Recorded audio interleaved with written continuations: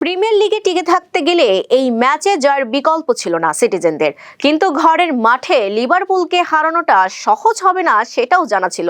কিন্তু সব বাধা পার হয়ে পূর্ণ 3 পয়েন্ট নিয়ে ঘরে ফিরেছে পেপ গার্দিওয়ালার শিষ্যরা।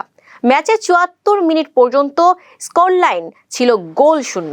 তখনই দৃশ্যপটে রক্ষাকর্তার মতো আবির্ভাব হয় Hungarian magic man Dominic Szoboszlai. প্রায় ৩০ গজ দূর থেকে নেওয়া এক রকেট গতিরস শটে ডোনারুম্বাকে বোকা বানিয়ে ফ্রি কিক থেকে গোল করে ১-০ ব্যবধান এনে দেয় লিভারপুলকে। এত নিখুঁত ও শক্তিশালী ছিল সেই শট, ম্যান সিটির গোলরক্ষক ডোনারুম্বা যেন অবাক চোখে চেয়ে দেখলেন বল জালে জড়াচ্ছে।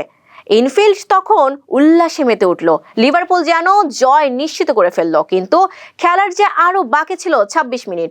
৮৪ মিনিটে হল্যান্ডের পাস থেকে গোল করে সিটিকে ম্যাচে টিকিয়ে রাখে সিলভা।